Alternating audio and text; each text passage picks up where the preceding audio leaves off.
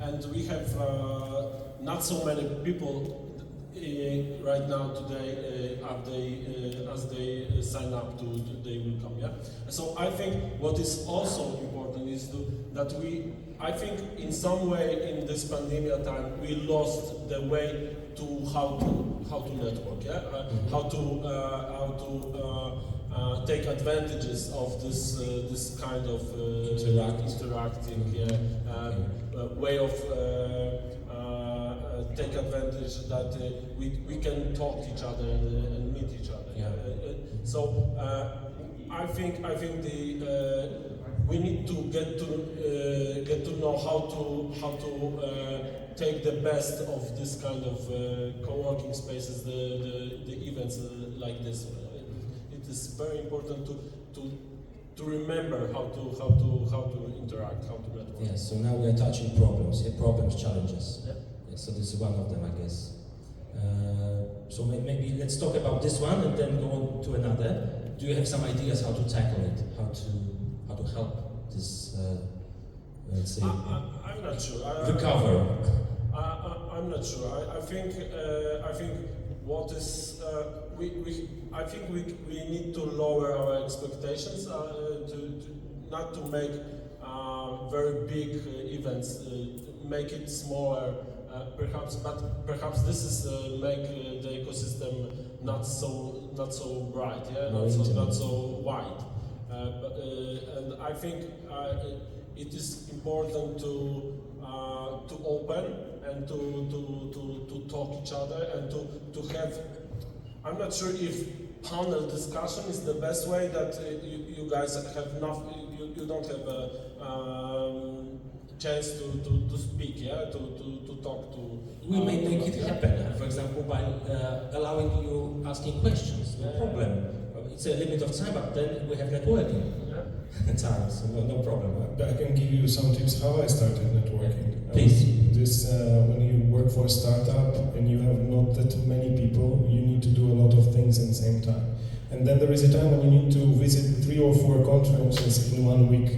And you know the exact goal, what you need to achieve on this conference. So, do you want it? Are you a social person or not? You will still need to do that. You would need to put yourself in not convenient position with yourself to push yourself a little bit, to work harder on what exact people you want to meet during this event. Even here, you came here for some reason, even if you don't realize it. You want to find some person who share your thoughts or have a desire to run a startup or already running a startup, and you can share the pains of each other and reduce the potential risk of some problems again. And sometimes you can meet someone unexpected. This is the ideal scenario. My personal goal is to meet at least one person at one event, single event. I don't need to 10 people or 20 people. I need to meet one person with which I will do something at least within 1 year. So it's already a good conversion. Good idea. It's one person, so not the number, but quality. Quality. Okay, so back to the question, I would say also that I agree with the statement that these face-to-face events are better for us to network. As my fellow speaker said, I believe that it's the only way to make those deep connections, because as we're humans, we're based on emotions. And we need this kind of feeling of belonging and this kind of feeling of being heard when we are like live. And I would say a funny thing that for me, those not online events are better, because when I speak to someone, I can be heard and I can say something and not just stop the conversation. Because if you're texting online, you can just ignore someone and then go with your life, and when you're on the event, you have to answer the question because the culture needs that, requires that. So I believe that. Okay, so let's move to other challenges, gaps. Guys, what are the things you see in our ecosystem? Missing or needing some attention? So I would say that we still lack the diversity and the inclusion, and I would say that because of my experience, and as I founded the foundation, the SPSMO Foundation, I researched about the involvement of women in different fields.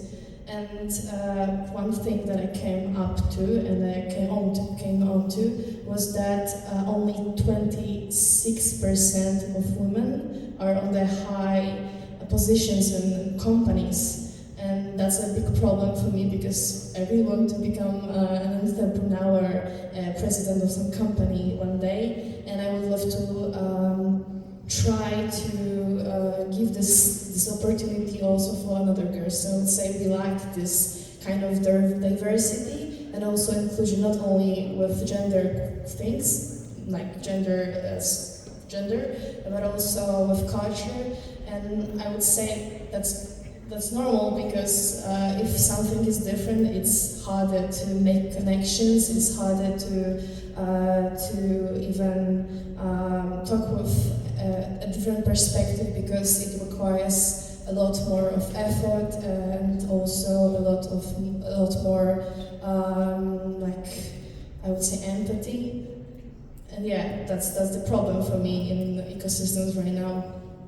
You'll be happy to see that the next panel will be full of female founders, just one guy. Yeah, so the reverse representation, so no worries.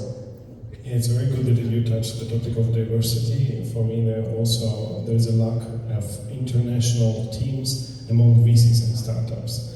I think the people understand friends and family in the wrong way. They try to build companies with their friends. They try to engage people who are talking with them on the same knowledge, and this is the biggest mistake. I personally don't believe in the unicorns when you don't have other opinion inside of your team. And other opinion is different culture, different age. There should be a mixture of the expertise and the youth spirit which will drive the startup. So for me, in Ukraine and in Poland, we have the very same problem. We are trying to focus on our markets, on our traditions. We are going in line only with what is going on around, but we don't know what is even happening in Germany, but Germany is so close.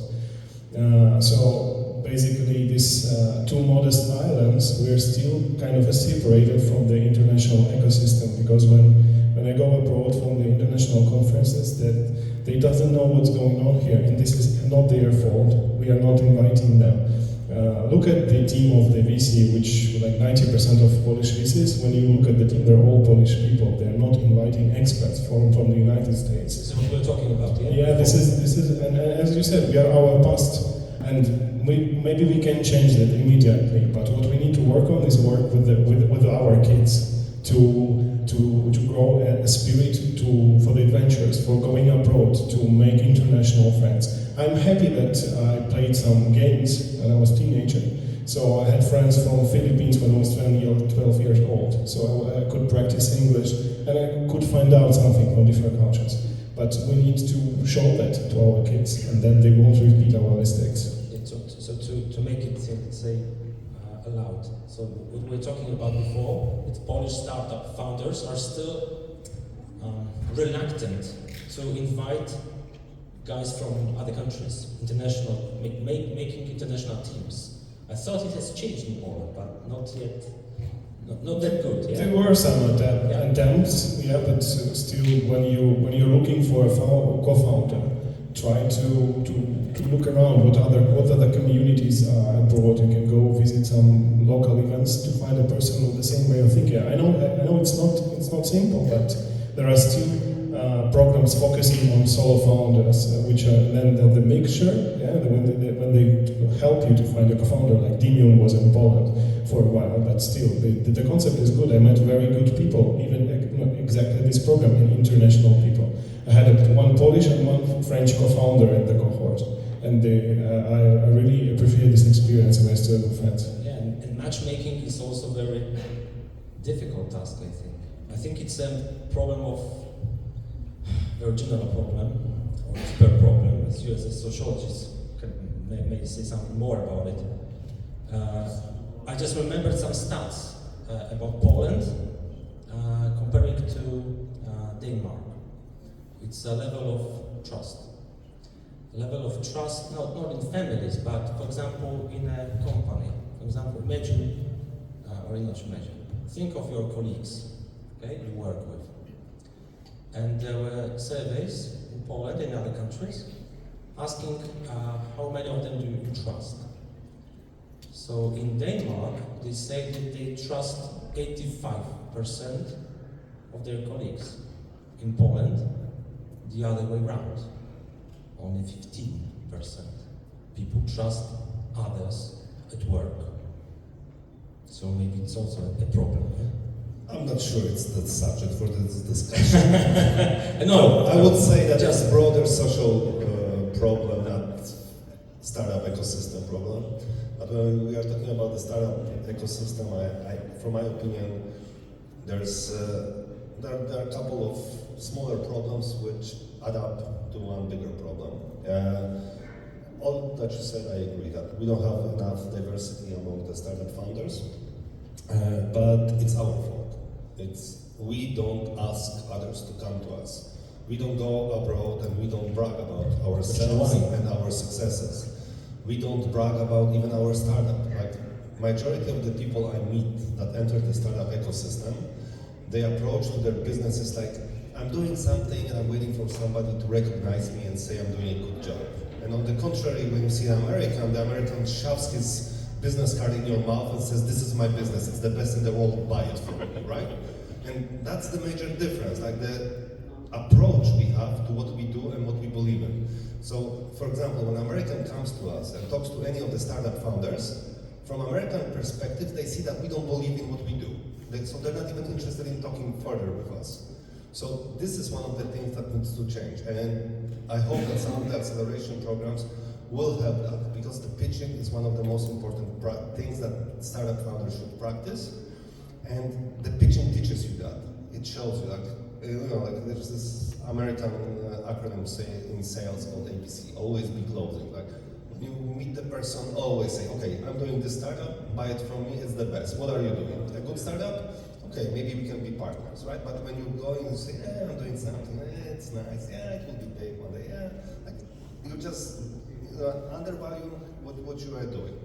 And I think this is the biggest struggle Polish founders have when they go abroad, because they're not used to do this in Poland, and then they go abroad and they're like hitting the wall. They see everybody around does them, and they don't do that. So they don't feel enough confident to speak to those people. So it's like building up. The other thing I see here in Poland is the fragmented startup ecosystem. Like, when I look at what's going on in the Polish startup scene, I see 3-4 islands of investors, accelerators, partners, companies that they work only with each other and they rarely exchange the nuts in the ecosystem. And I think this is one of the things that should also change. That those nuts, they should be open to others, because there's so many space for everybody on the market. And what you have to understand one more thing, that whatever I'm saying, that even if we're thinking that there's something going on in Poland when it comes to startups, believe me, it's nothing yet. Like, we are still before the eruption phase. We are still not there. Compared to other nations, there's almost nothing going on in this Polish startup ecosystem. So it's good we are first, but I think we should learn from the smarter people. And one of the things we should learn is the self-confidence in what we do and trusting that. And the best way to do that is just to follow your passion, your heart in the business, and not focus on the Excel. Because if you do what you love, sooner or later the money will always come. And start talking more about failures. Sharing, embracing the failures, exactly. Like, when you look this is also what Americans do. Yeah, so let me just show you one example. When you talk to the VC and you tell the VC, I never failed, he will not invest in you. Exactly. Not because you're so good, but because he knows that you will fail sooner or later. And he doesn't want you to use his money to pay for your psychiatrist, because that's eventually what will happen. So if you know how to fail, if you fail and get up, once, twice, 3 times, this is actually what matters at the startup phase. It's much better to fail with 10 projects and be successful with one or 2, than just be successful with 1 and nothing else, according to American attitude. I'm not sure if I have anything else to say. Okay, so let's think of solutions. Because when you asked this question, I thought that we are overregulated. Yeah, that was my first answer. What is the biggest problem of the ecosystem? Is that everything is overregulated. If a startup wants to have a VC in Poland, it knows exactly what they will do in next 24 months, yeah? Because VCs are not private money, they are public money, and they are over-regulated, and we are over-regulated. This is what I'm thinking. You're working for the agency, and I was working there sometimes ago, and I know you don't have tools to make it to make those money easier. Yeah? This is what I think. I think startup funders in Poland, they're product-oriented, not client-oriented. All the startups I'm working with, they are afraid to sell. They don't know how, and they are afraid to. But also, this is not because of the technology. Technology is good. Most of the times, the technology is good. They are afraid of what will happen when they will get the no answer. Yeah, I will not buy from you. And then, oh my God, someone said I will not buy. Okay, what I'm going to do then? Yeah, this is people I work with at the university, students, PhDs, and professors. They are afraid to speak publicly. Some of them, they even don't know how to introduce themselves in the interesting way. Even academics? Yeah. So those are basic skills sometimes I said I don't know how to say it now. But in the ecosystem part, I think the ecosystem is already complete. We have everything, yeah. But something need to click to run everything. That's why we need Pitch Me Baby, yeah? But Web Summit conference, there are pitching contests for kids, which means they practice it at school. Wow. Let's talk about, I know you wanted to talk about communication between generations also. Please. So I would say I will start because that's the topic I suggested.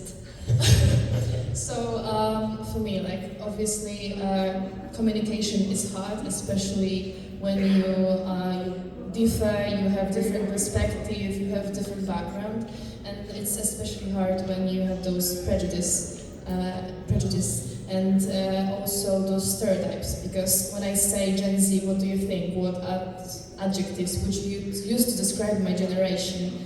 And I've observed that many tabloids or many titles of their articles would say that we are naive, we want to work less and earn more. And slow. Yeah, slow.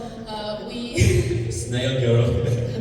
There are many things that you could say about us. And that's the problem, because if you, for example, if you want to really connect and if you want to learn from each other, you have to give an opportunity to be to listen and to be heard. And it's especially hard when you are on a different level. I think like sometimes when I speak with an older audience, I feel like I'm on a lower level, where those people won't listen to me because I don't have much experience, I'm a student, I'm not a CEO of a company.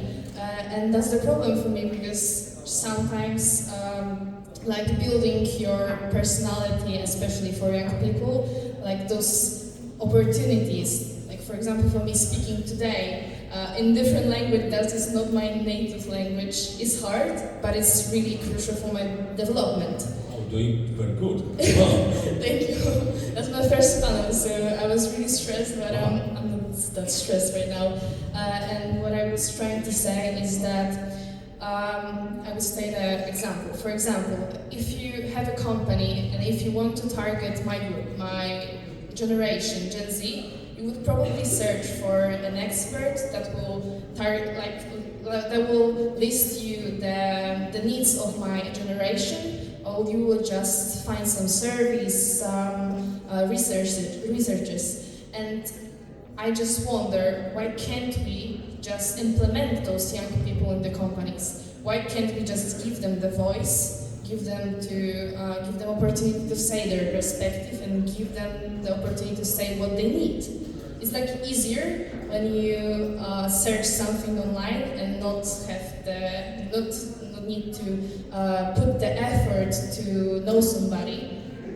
But in the future, I would say that listening to the generation from the first-hand experience is better for us, because you can ask questions, you can ask us anything, and it will be beneficial not only for you, but it will be beneficial for us.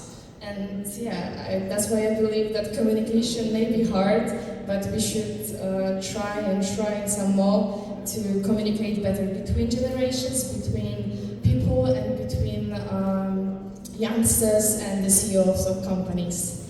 Okay, thank you. So, guys, we need to finish. So, final comments from you, or maybe some recipes, ideas, recommendations, tips for the audience. If you want to start a company, just do it, just start and see what works and what doesn't. Don't think about it too much, don't overthink it, but just explore it by doing. And I really recommend this accelerator or the other one. But if you apply, you can see what we're talking about. And we also have in communication. So this is one of the things that we are teaching during the acceleration program, like how to communicate with the VCs, how to communicate with the clients. It's not a psychological help, but it has some tips that you can implement in your personal life once you learn how to properly talk about your company. But before you start a company, remember, follow your heart, follow your passion, because this is the only way you will survive. You will hear so many no's, so many problems along the way, that if you don't have tough skin or if you don't believe in your product, the customers will eat you alive. So just think about it. Okay, thank you. I think people in the bottom of their heart, they want to help. So I never had the situation when I was asking for help and someone didn't help me. So I think talking to people and sharing the stories, sharing the struggles is a very important thing, and I think you need to do it. Everyone from our ecosystem need to do it, and I think it makes your life, it makes our life easier then. And I'm so sorry I don't have posted there. So Warsaw University of Technology. Okay. So just repeating, asking for help if you need it. So this is also what I experienced many times in my life. Whenever speaking out what I need, it comes. Yeah. It comes. Okay, so because I'm a part of the Converse Foundation, I would say try to be involved in those opportunities for young people just as me. And also when you have this opportunity, do not only be a mentor for the youngster, but be a mentee and listen to this person, listen what they have to say, and maybe get inspired sometime. Okay, thank you. Nikita? I just wanted to say that once you have an idea and you really strongly believe in it, believe me, on the other side there is someone like maybe accelerator, maybe your future co-founder who needs a guy or a girl with this idea. So, but don't try to go always from the bottom, networking events and etc. If you invented something which will really fit to the Audi, try to find several Audi employees on LinkedIn and text them and say, I have an idea like those. Believe me, those people sometimes are very, not all of them, but sometimes are very open to some discussions, because this is the part of their job, part of their role, and they are bored. They are bored doing the same job all the day. So I experienced that in Berlin once I visited one of the events, and there was a lot of people from automotive companies. And in result, we were discussing everything but not their job, the startups, how we can implement and etc. because they're very interested. So be brave enough to make your best connections, even if you don't know the person exactly. Thank you very much. Give big applause.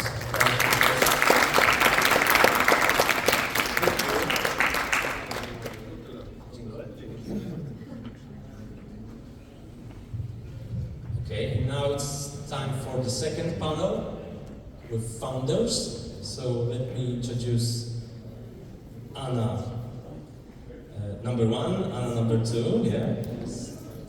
Natalia, please. And only one guy, Mika, where are you? Yes. So maybe you can now sit and we'll talk. So now you have a king. Okay. So now we're going to talk about female founder, not only female founder experience, or the one male, but about experience, but also about failures. Yeah, we're gonna talk about things that didn't go out well, for example, just to share it, to spread this learning experience. Okay, so introduce yourself, please.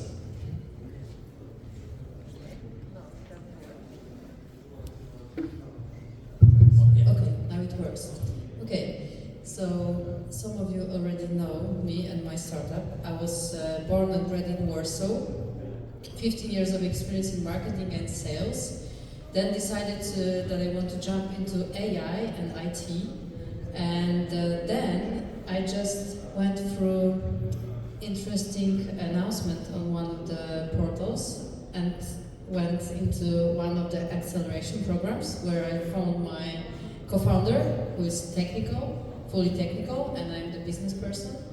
And together we decided we want to work on AI and NPCs at that time. So Can you explain what it is? Later we will talk about your experience in the accelerator, okay? Okay. NPCs. Sure. Yes, so we were working on characters for games. And it took us, we are working already together for 2 years, and beginning of this year we pivoted, and we are making 3D models, not only for games, but also for e-commerce, virtual reality simulations, whatever you find applications for, because we're a tech provider, and we find partners and they make use cases. Okay, that's it for now. That's it. Just short introduction. Okay, Michael. Hi, my name is Michał Ratajczak and I'm CEO and co-founder of Readally. Readally is event management software for B2B indie events and corporate. So I do both in-person and online events. My background is I'm quite technical because I'm Bachelor of Science in Polytechnic Warsaw Technology, Warsaw School of Technology, and Warsaw School of Economics. So I'm both technical and financial graduated. That's it. Thank you. Hi, I'm Natalia. I'm the CEO and co-founder of Player. We digitalize speech therapy for children and for speech therapists the whole process. My background comes from, I studied finance and then I worked in boutique consulting company and medtech sector. Okay, thank you. Anya. Hi, I'm Anna, and I come from the family of entrepreneurs. So from very, very young age, I saw how people around me do business. That's why I then went to business school, and that's my background. And I'm also a founder. However, my story is quite different to the story of those people because I just took a few steps back, and I'm here to talk about and embracing the things that don't go well. Okay. So now it's time for you to tell us your stories in short, if it's possible, how you came up with your ideas. Maybe once you've got the mic, so we can start. How did you come up with your idea for Crafty or other business? Sure. So, as I said, I went to business school and I've done many projects. I have many ideas, and I really wanted and still want to be involved in this business startup area. So I went to a startup program where I met people with whom I started working on Craftly, and service that was supposed to like connect people who want to repair their things. And we went to many programs, we developed this idea, we did some steps, and now we currently want to figure out if we want to follow, take a few steps back, and, or maybe do another project and that. Or pivot. Or pivot, yeah, exactly. Yeah, you never know. Okay, thank you. Thank you. My story is, it started in the same program as Anya, organized by Innovations Hub Foundation. It's matchmaking program. We met there. I didn't know my co-founders before, and we didn't have the idea. But the only thing we knew it was that we wanna win the first prize. And my co-founder's mom is speech therapist, so we took a phone and made about 50 calls. Asking speech therapists in Poland what's missing on the market, what they like, what they don't like, what they need to be more digitalized, let's say. Then we won the first prize, and this is how it started. Wow, great story, thank you. So during the pandemic, there was lockdown, so I started to create the virtual space for events. There were fairs, there were webinars, there were conferences, and that's how it started. And after pandemic, we started to maybe not pivot, but build more in-person event features. And now we are like all-in-one software for both, like the in-person and online events. And now we are working with corporates and also B2B indie events. And corporates sometimes use us for as like event CRM, just to make a lot of different type of events. Thank you. So my journey started 2 years ago in the acceleration program, DENU called, and it ended with investment in front of investment committee.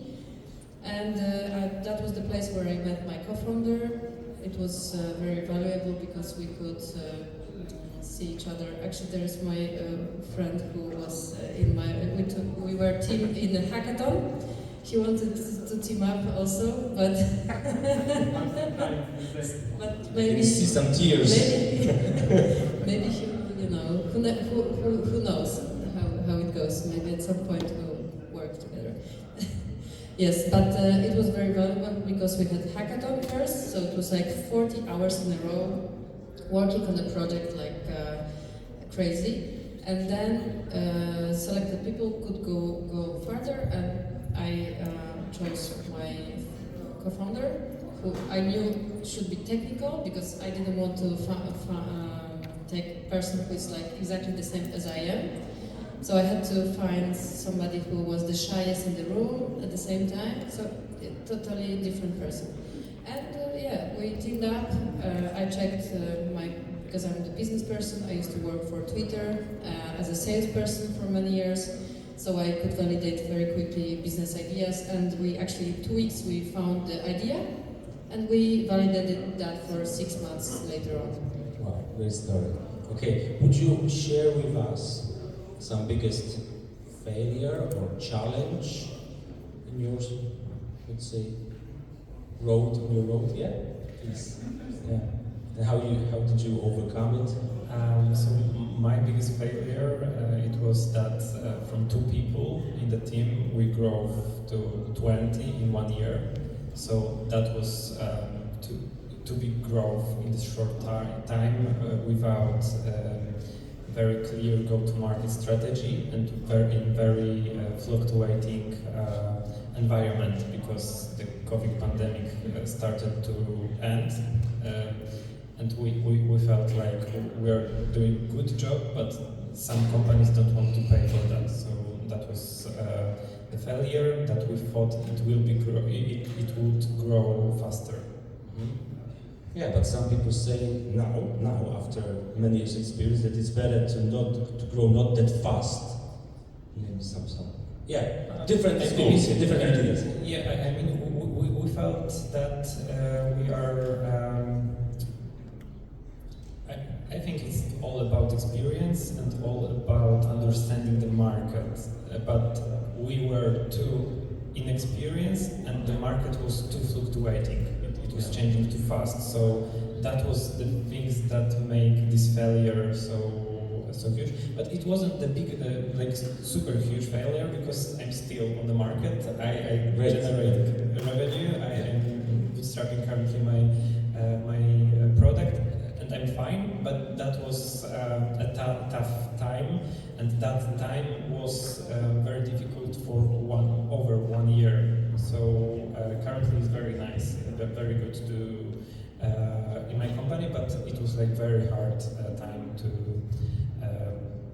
build up from that period. Thanks for sharing. Yeah, and we should do it more and share difficult times with others. Okay, difficult times. I think the most challenging was when we wanted to develop 2 products at once to cover the whole speech therapy, not to focus on the only one of them, and we didn't make up. So now we're focusing on the SaaS platform for speech therapists first, and then on the breathing therapy to covering the whole. Okay, Anya, want to share something? Yeah, I have. For me, the biggest challenge was overcoming fear, because I was so afraid of starting the project, then of sharing my ideas, because maybe that's not worth sharing. Then going to the program, I feared so much that other people will judge me, that something will not go as I wanted it to go, or maybe I compromise myself, or like make a fool of myself. So that was something that stopped me from taking many steps that have been taken. And for me, that's embracing the things that did not go well, because we all fail, we all make mistakes, we all have to sometimes sacrifice other things, and those can be failures like not doing the right project, of like failing, and maybe not spending time with your family. It can also be a failure of some sorts that can like really affect us as people. So that's important to understand that for me, and to just go forward. And I remember once you told me you are an introvert. Yeah. You're practicing public speaking in front of the audience. yeah, like for me it was like huge accomplishment. Maybe my project didn't work out this time, but I've learned so much. And 5 years ago when I started like preaching at school, I could not speak a word publicly. I was so afraid, and it was every day making a small step forward, making things that make me uncomfortable, trying, going, putting myself there, like talking to people, like making this connection. And that's what I take from my journey. Thank you. Anything else you'd like to share? It was also about challenges, yes? So last year we had a lot of challenges, but we really used our time like 200%. Like we used every chance, every opportunity, every program. No sleep. No sleep, like working only, yeah, my husband can tell how much I worked and how long I was not at home, for how many weeks. But I know it was worth. We had like everybody said, like we had perfect pitch, we had a perfect product, perfect team, but in the end we didn't get any next step financing. Yes, so we have to divide. Like there are failures, I don't know, like things that we don't have, like we cannot change. It's like you have to accept it. Yes, sometimes it happens. Sometimes it's luck or lack of luck, and you have to get over it. Yes, you have to stop, make think it over, decide what happened. Like change market size, maybe change market, change a bit product. Like you have to make stop in your thinking, in your going, because you are going like very fast. You sometimes forget to think and stop. Yes, and that's what we did, and we pivoted, and now we see bigger response from the investors, and we want to go soon to fundraise. I just remembered one saying about founders. That being a founder is to be alone. Do you agree? Even if you have a co-founder, sometimes you are alone with everything. Is it a problem, do you think?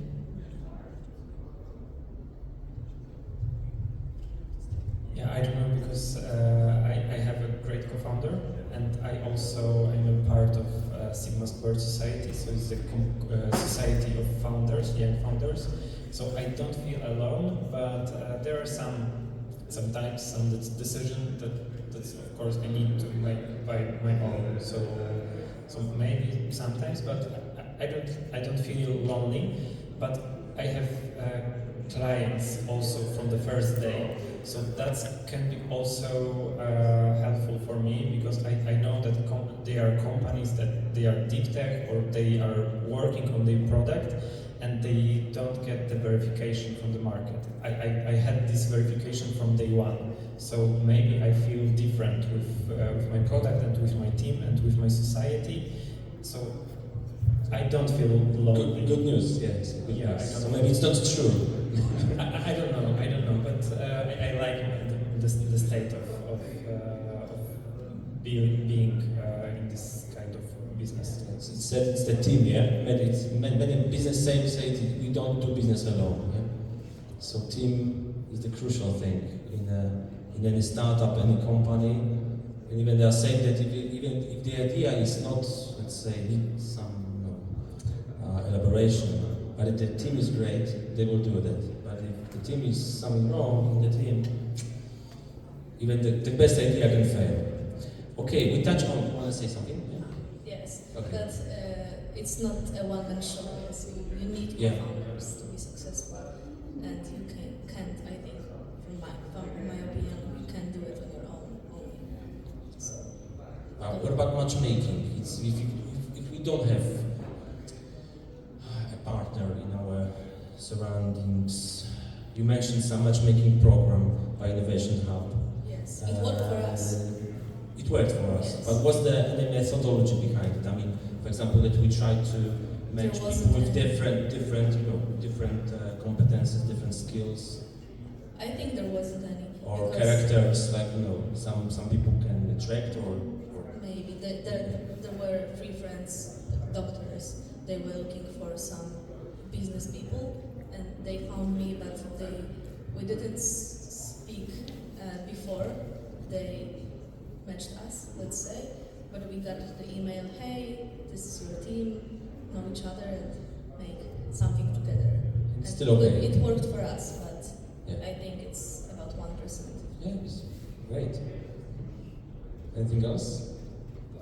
I would just divide feeling lonely from being alone, because we can feel lonely in like a room full of people, but we may and it's bad for business for sure. That's but I wouldn't mix the two. Sure, yeah, you're right. Okay, we touched already the topic of financing. Yeah, some of you have raised some money, and is there anything else you would like to share? I mean, recommending either investor or maybe some program, acceleration program, incubation program, or grants. What are your experiences, or can you share something? Just following up on the previous. Yeah. Okay, go on. So just saying that I think having a co-founder is like very important, and I met several solo entrepreneurs, and it was extremely hard for them. And I remember that they told me that they have like a bunch of advisors, but It's not the same. It's not the same. It's not the Yes. And in terms of the second question, so Maybe, sorry, so I just summarized, I found a nice African proverb that if you want to go fast, go alone. If you want to go far, go together. Yeah. Perfect. And in terms of the second question, so there, like last year, I had a chance to be in several programs, and each of them was, I think, different. But what I see that only the ones that are offline are bringing real value. So I started with Demio, and I think the community was very important there because it really gave the power of that you can do everything you want, really. And it was just the start of realizing how community is important. I also was in She's Innovation program. This was only for female, and we met actually with Anna there. Then I went also to Canadian AI Radical. It was online, so I don't know, and I don't keep in touch with any of these people now. You don't recommend? I don't recommend. No, but Online actually, programs. thanks to that, we had a chance to talk to the guy who worked in Ubisoft as a tech team, and he betrayed some secrets, you know? Oh, so there is always, let's say, every cloud has a silver lining, yeah? Exactly. And then I joined an amazing program in States for 5 weeks in the heart of innovation with 130 founders from all over the world and all the mentors and investors from US, and with including Tim Draper himself, who ran some of the classes and was accompanying us, and it was really great because now we're in touch with the alumni network, and I really recommend that.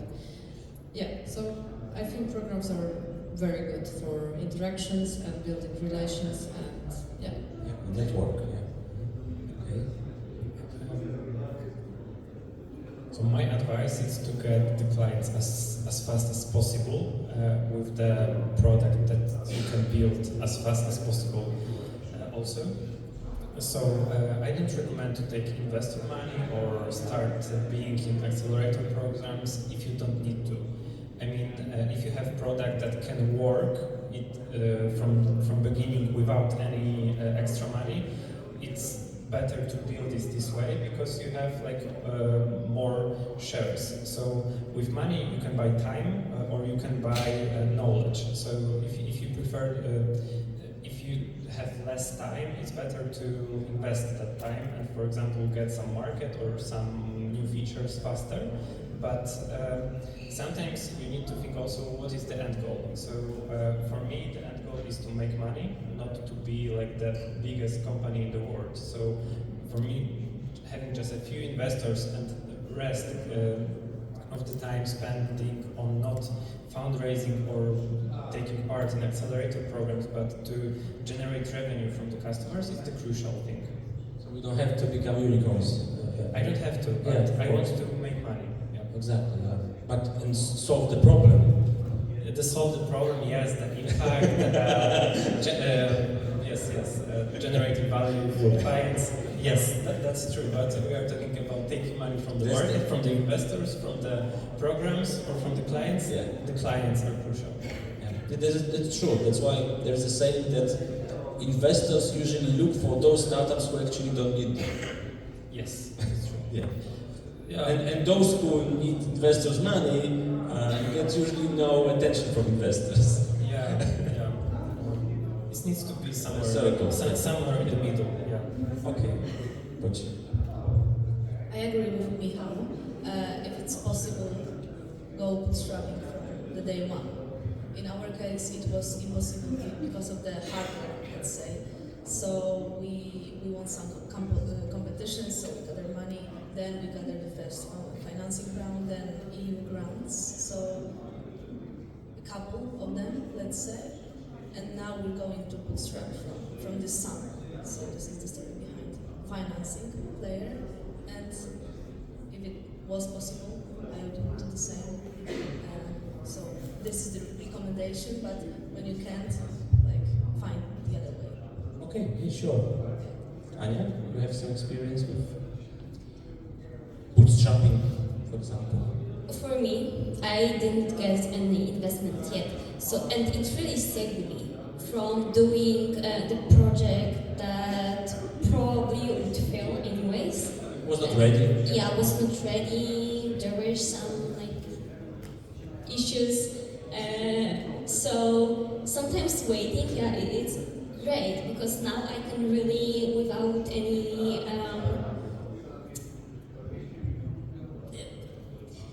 without wasting someone else's money, I can do those few steps backwards, so I can go forward. It gives a better perspective, yeah? Sometimes we need to step back to get a better perspective of things. Okay, we need to finish, so do you have some final recommendation? Because I already heard your advice that you could share with your audience, but is there anything else you would like to share as a final recommendation? Yes, I would like to add that taking money from investors is very fun because you can because you can learn a lot. The investors, you hire a lot of people. You can do a lot of weird stuff, but private money, like your money from the client's money, are smarter.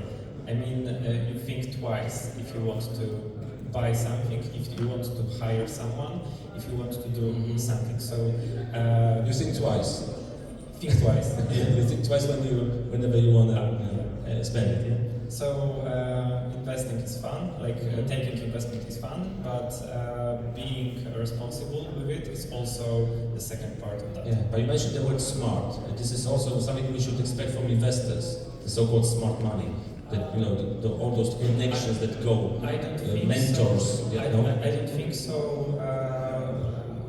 For the early stage investment, no. I think no. Mm-hmm. For more Series A, Series B, yes, because investors' network can be helpful for generating new funding. Scaling. Yeah, with scaling, but scaling with matchmaking with new investors. All right. Like with the biggest tickets. Yes. Wallets. Yeah. Okay. Anything else, Carlos? The advice from me is validate and ask your clients and invite them to creating the solution with you. So be the leader. In our case, let's say 3 people leading and about 10 speech therapists are creating from their perspective the ideal product. So this is my advice. Thank you. Anything else?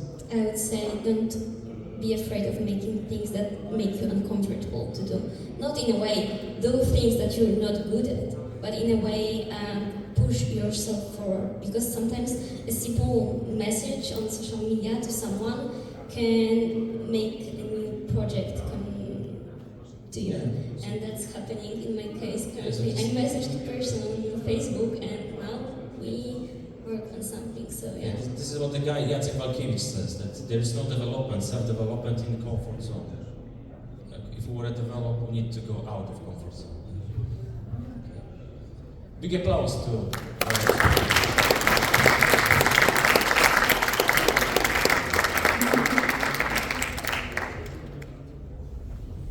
Okay, now reverse, pitching. So, now the moment you've been waiting for. Let's call our first sacrificial lemming, Ola. Ola is going to kick off the reverse pitching session. I have seats. So, the clicker, the mic, 10 minutes per VC. So if you make in 7 minutes, we'll have like 3 minutes of Q&A. If you don't make it, I will kill you.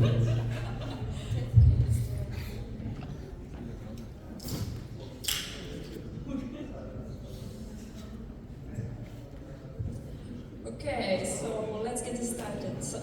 I'm Alexandra Baka, and I'm head of competence hubs and marketing manager at IPS VC Fund. And I see lots of friends here.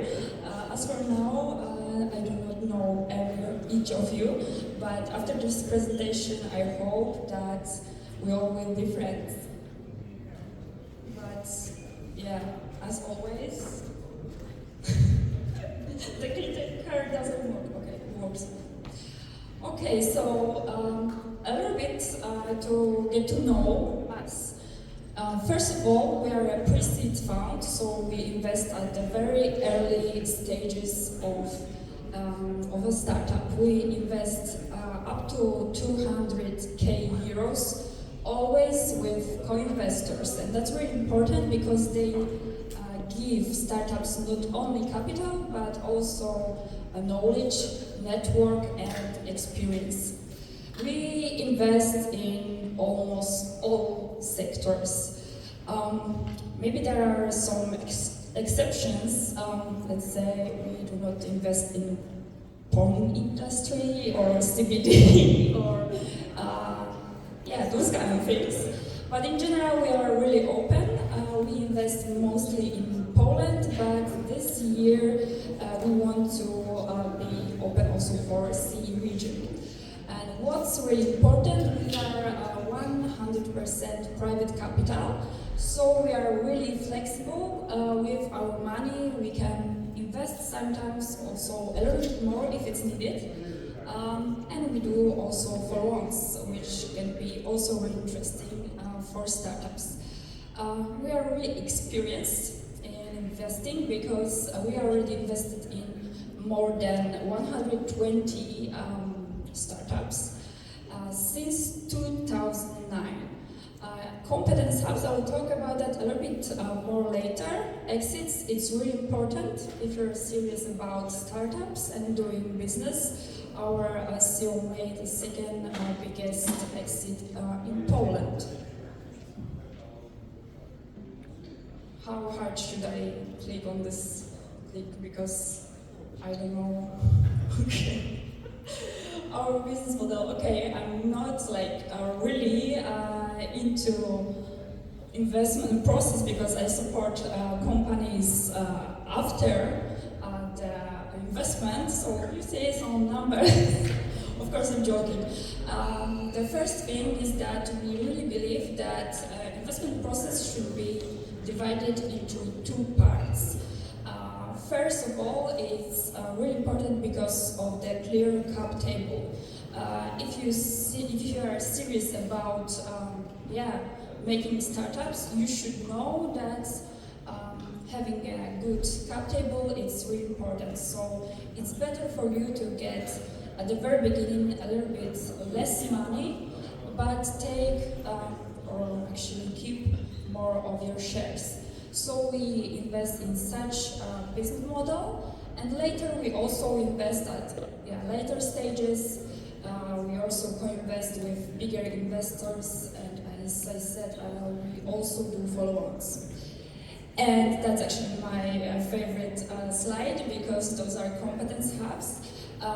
Just to give you a little bit of clarity on this stuff, it's something like tailor-made accelerating program for startups in which we invested. We really support our startups, and actually that's the reason why I was sleeping in the office for the last couple of days, unfortunately. But yeah, it's also proof that we are really involved in the startups we invest in. So those are, let's say, some kind of thematic areas in which we help our startups. Our portfolio, I think some of you may know those companies. Plenty, FTSE Glove, those are some of our best performing startups from our portfolio. But as I've said, more than 120 startups in our portfolio, and we are really involved right now in 30 startups. And right now I also need to talk a little bit about our new investments because we are really active right now and we want to also tell you a little bit more about our new investments. We announced 2 new investments last month, Pricer and Warsaw. And this is some of our work. If you want to be on the coverage of those businesses, let's keep in touch. Our great team, Darek, maybe you know him. He's really experienced entrepreneur because firstly he founded Akademicki Inkubator Przedsiębiorczości, later Business Links. So right now he's giving back to the community and he founded the private fund, IBESI, which I'm representing. Okay, so right now I've got 2 tasks for you. Because there is something like a little bit of promotion. Also, I hope organizers won't kill me right now.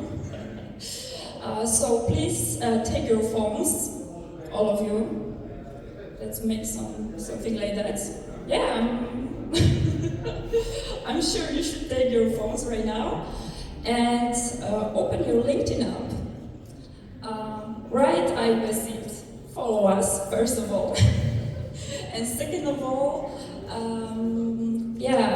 take that you will attend Voices on the Stage because we are not only, we are not only involved in our portfolio companies and supporting them, but also we facilitate the VC and startup ecosystem.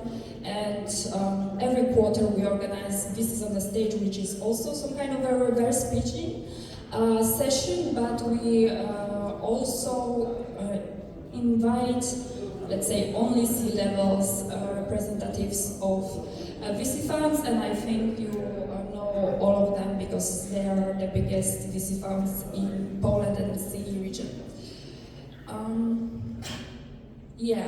And right now I think that's all. That's my contact. So there's the second task, which is not obligatory. You can right now, take a selfie with me and write a post that I made on your presentation.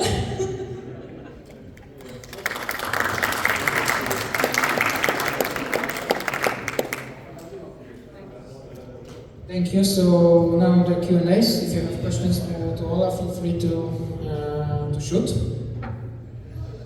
Please don't kill me. No. Clarification. So at the end, because it's initial and after, so at the end you get 20%. Because it's 10% for the 100K and then again 10% for the 1 million, if I saw correctly. We can go back to this slide because the thing is that there are let's say,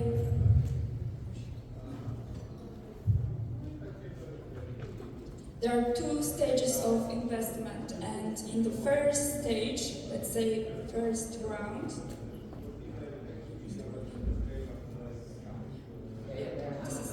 so we are talking about the first early stage round, and then we invest up to 250, let's say, euros, and we take around 15% of shares. Sometimes it's even less, like our recent investment was like 8%. So then, like after something like half of a year or a year, usually, we do the second investment.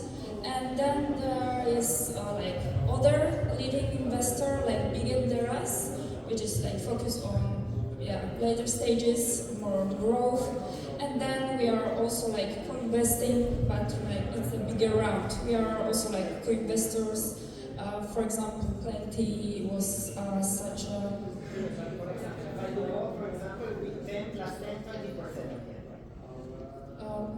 If I do both rounds, it will be 10 plus 10%, so you will pay 20 at the end. No. It's like I'm not the investor like itself. so I cannot do like math at that time. But yeah, I will give you like, because I don't know if I understand. Nevertheless, I will contact you with the investment team, so they will like answer your questions. Okay.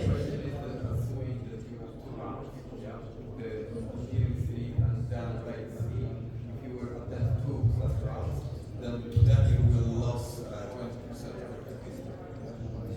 Yeah. Is it true? This is the question. Yeah, that's enough. Yeah, okay, because I didn't understand. Okay, some more questions? If not, let's give a round of applause to Ola. Thank you.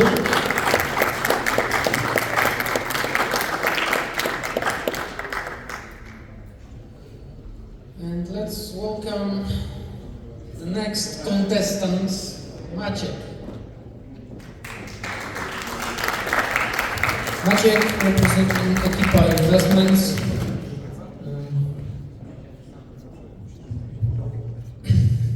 Hi guys, that's me. And today my goal is essentially to talk about Ekipa Investments and tell you who we are and what we do. So my name is Maciek and I'm the managing partner in Ekipa Investments. So I will essentially go with this presentation as I like to look at your presentations, like whoever is here doing startups. So tackling and really focusing on the main issues that should be addressed during the pitch deck. So let's start with the problem. So we saw quite an issue, especially in Poland. So for you who are not necessarily mainly Polish or super familiar with our ecosystem, well, the money here in Poland was mainly built in the 90s by, let's say, essentially things being privatized, whatever. And yeah, those people made quite a lot of money, and at some point there was like, okay, there is something like startups. Apparently in US they made a lot of money on this, so let's also do it. The issue is that, well, those people made money on selling and trading, and that's something a bit different than startups. The mindset is completely different, and I think that's a bold statement. That's why not a lot of people maybe like us. But our ecosystems, startup ecosystem, is a bit broken, to be very honest. Broken and old, and that's where we come as Ekipa Investment. So I don't know if you ever heard of this creators economy. So okay, so it's not changed. That's fine. Okay. The slides are not changed, but that's fine. Essentially, what creators economy is a place, is an economy that is based on what people create in internet, influencers, YouTubers, whatever, and how they monetize it in various different ways. So I guess you might have heard about, I don't know, Mr. Beast, Kim Kardashian, a lot of influencers who are not influencers anymore, but they actually do a lot of money. So yeah, going into solution. It was a bit changed, but that's fine. That should be actually solution part 1. So Ekipa Investments is part of Ekipa Group, so for, I guess, Polish people that might be familiar. Essentially, a company created by the biggest YouTubers and influencers in Poland, where our goal is to create entertainment. Entertainment, but in something in slightly different and new form. So we are doing different things. Yes, our core business is still influencer marketing, and we make quite a bit of money on that. But we have companies that are doing games, video games, mobile games, essentially content for streaming platforms like Netflix, etc. And here are also us as Equipa Investments, obviously the bubble, the smallest bubble, because we're the least important in the whole group, but yeah, but that's us, and how we do it. So solution part 2. We essentially invest in startups, like pre-seed, seed startups, sector, and that's I think a good point here. So we saw the problem, right? That mostly in Poland we invest in B2B SaaS startups because, well, it's easy to scale them. You just put the money and take it out. That's it. But yeah, having in mind what the whole group is doing, we decided, no, let's do it a bit differently. So we invest mostly in lifestyle, mostly in entertainment, and we see it in very broad, let's say, way. So our ticket is up to 200k USD. However, here is a slight disclaimer, which I will go to afterwards. And we also don't care too much about the location. So now going to the team, which I truly believe that is one of the most important aspects when we talked about startups, because actually I do believe that, well, we actually are in people business. And that's why I want to focus also on our team. So as you can see, it's me. I'm managing our fund. There is Daniel, who is the CFO. Philip, who is taking care of our investors. Krzysiek, who is helping with some legal stuff, and also Łukasz, who is, I like to call him the walking Wikipedia, because he knows everything about trade laws and laws in general. Essentially our team is built by people who have very different backgrounds, did a lot of different things in the past, and that's why we believe that doing it together helps us to sort of see it 360. So our business model is, as I said, okay, I see that it's also here not changed. It should be up to 250k, obviously. So one of the side of our business model is obviously cash, as I said, up to 250k USD. But the second one is media, and that's something that I think it's not very well known in Europe. So we invest with our media, we invest with our influencers. So we do media for equity. Essentially, we get equity from startups and give them access to our influencers, but also broader and a bit more classic ways of media.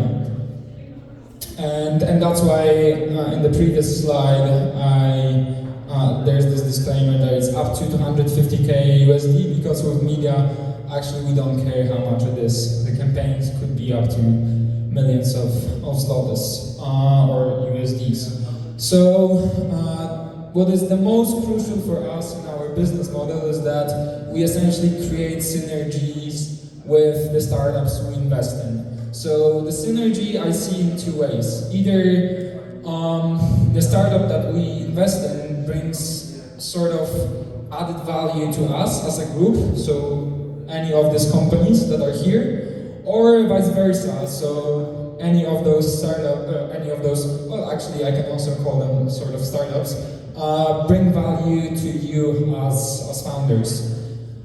So that's our business model, and yeah, trade traction, aka our portfolio. So those are some examples of the companies that we invested.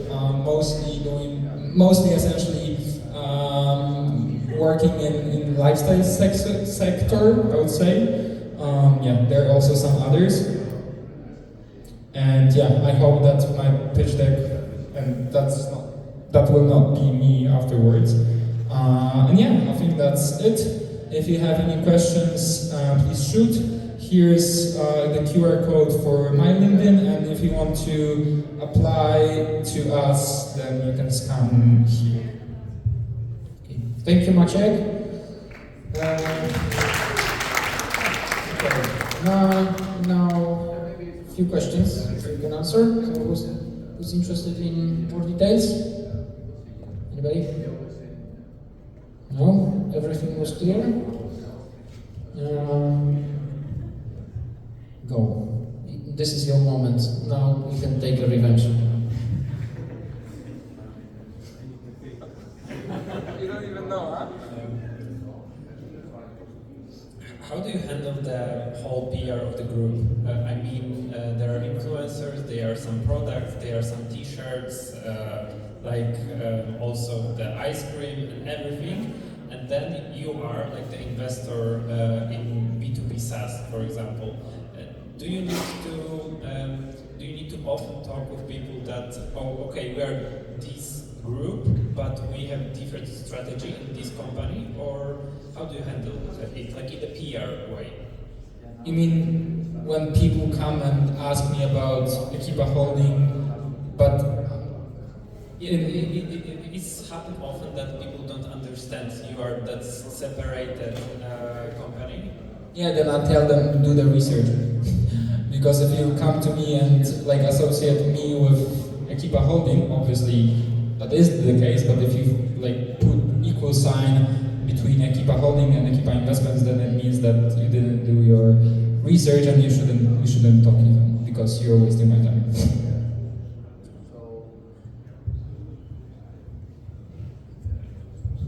Any more questions?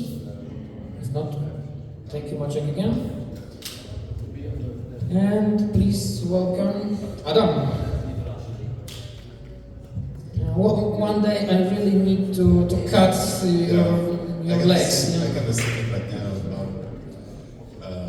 right. Okay. So great key takeaway from the last panel discussion of bootstrapping just before reverse pitching from fund managers. Really. So let's build on that. I know that we have some early stage founders in the audience, but do we have any early stage founders fundraising at the moment? Anyone? Please raise your hands. All right. So you probably know that being on stage, pitching, it's always stressful. It's always stressful and hard. It doesn't matter if it's VC fund manager pitching or a startup founder pitching, it's always stressful. And what is always also stressful is building an early stage startup, especially if a founder lacks some competences or skills required in this journey from 0 to 1. And this is why I'm here today, to introduce you to DigitalOcean Ventures. I'm Adam, interim CEO in DigitalOcean Ventures, venture builder, where we invest in exceptional founders with startup ideas in fintech, e-commerce, and digital transformation. We invest in founders and then we help them in the journey from 0 to 1. And for those of you who just stopped listening to me after those two magic words, a venture builder, because you wanted to talk to VC about investment, obviously, we are a venture builder, yes, but we won't break your cap table. Fundraising with our portfolio companies is always our priority. We won't make every decision for you. We aim to make each of our companies 100% independent. We prioritize quality over quantity, always. Most of projects in our pipeline drops just after or during the validation process. If you wanted to invest in you, in your startup, it means that it makes sense to us. And we focus on what we know. We don't invest in startups where we can bring a real smart money to the table. In talking about smart money, discussing smart money, we will conduct our own research always during the investment process and even before the investment process. We will help you to validate your startup idea very, very early with our network, with our potential partners, with clients, with experts from our network and from our community before an investment. We will check the investability of your company. We have partnerships with VC funds and we will identify if there is a potential to raise further investment rounds with your startup, with your idea. And then we will work hand in hand with you, building your startup in the journey from 0 to 1. Because we are your co-founders. We help you build the product, talk to customers, sell, and even get the next funding round. And it's for real. You can always ask our portfolio companies' founders, P100, Bitfinance, Supplement.io. Interesting fact, 2 of those companies are, and teams within those companies are international, and 2 are operating globally from day one. How the process look like? So at first we met, of course, and we conduct our initial validation with our network, with our experts and the market. And the worst case scenario is that we will get an honest feedback about your product, about your idea, about your startup from experts or potential clients or partners that you couldn't easily get to without our help. And in the best case scenario, this validation part is a crucial step towards the future investment, possible investment. Then the team alignment with DOV, Digital Ocean Ventures team happen. And then there is an investment if everything went well. And then our journey from 0 to 1, from scratch to first sales to fully operating independent company. Our team and our superpowers: Piotr, fundraising and recruitment, margin, financial and sales, Bartek, research, product discovery and team alignment, and myself, business model and validation.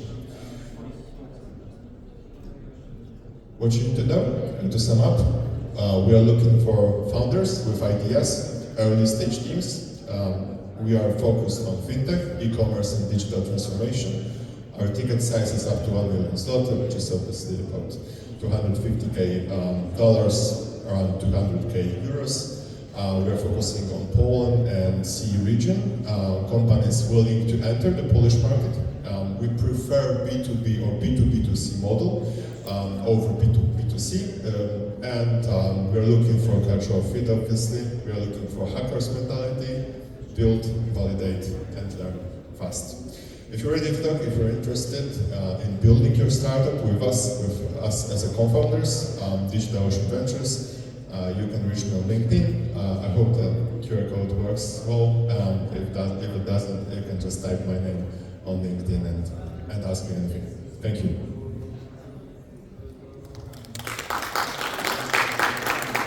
Thank you. So, questions. Any questions? Remember, guys, these 4 VCs presenting tonight, they are all investing. Yeah, we are still so investing. this is currently a rarity on the Polish market. This is your chance to ask anything and everything. Yeah, that's right. Nothing? Okay, I see more people coming in. Yeah, a bit late, but... If you have any questions afterwards, okay. During the networking session, and also you can reach me on LinkedIn. Sure. The networking session is right like in 10 minutes, so thank you. Thank you guys. Thank you. Okay, so this is our final VC, Milana.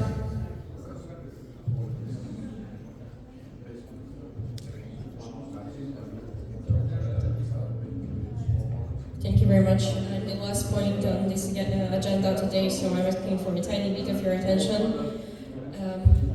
I want to present to you Underline Ventures that I work for, but first let me introduce myself. My name is Milana, and I work as a principal for Underline Ventures. I joined a year ago, and I'm the only person who is based in Warsaw. The rest of the team is based in Bucharest. So let me walk through the key information about the fund.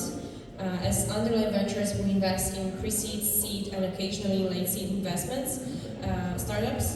The ticket is around from 200K to 800K, depending on the stage of the startup. Usually on the pre-seed stage, we prefer lead or co-lead the round, and on the later seed, we usually co-invest.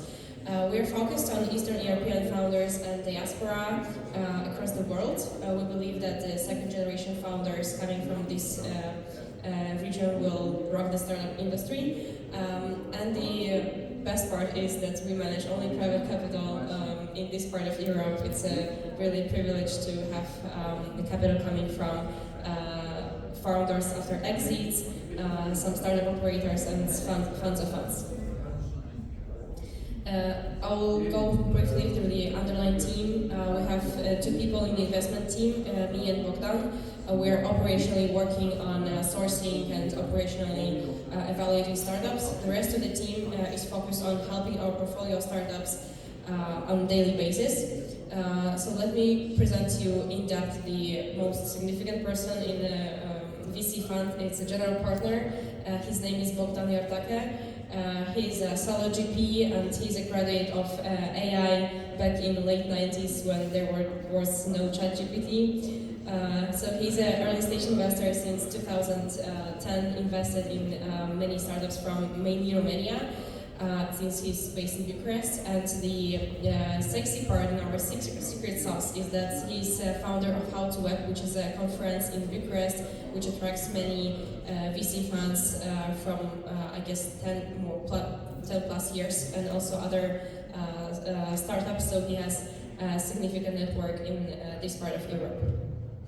So how do we help accept from money? And here we have 4 areas that are already developed and more are coming soon. The first one is recruitment. We have a talent partner in-house who works full-time in underlying ventures, helping to recruit for our portfolio companies and help with generally anything HR related. So through the last year, she was working on 40 plus roles for our startups.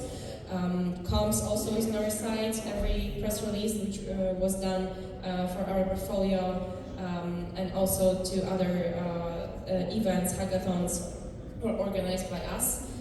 Growth, let me give you an example that we have a B2B and B2C experts in growth. The B2B guy is Vlad, he's ex-head of growth in UiPath, and right now he's working part-time for our portfolio company. Since we noticed that the product is great but they lack some commercialization parts, so we decided that maybe here's a fit, and he actually joined as a part-time employee, and it worked out really good. Fundraising, obviously, every VC fund is doing it. We have 98 VCs in our network, and we are constantly updating the list. We are just sending it to our portfolio companies and getting introduced to anybody who they find interesting. Portfolio, we are investing in basically any vertical we find attractive, since we manage only private capital.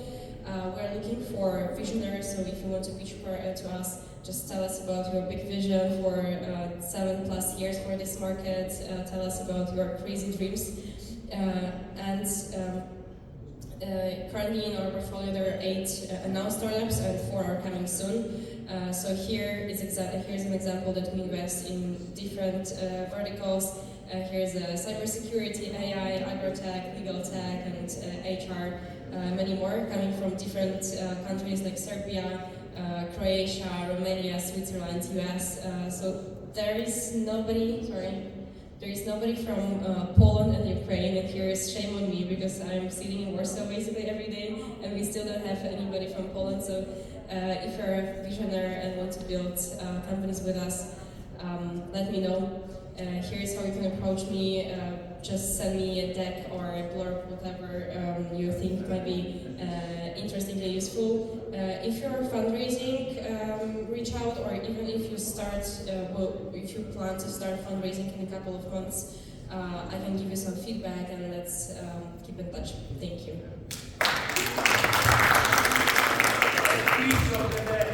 Thank you, Milana. Thank you. I see that you have funds. Okay, any questions?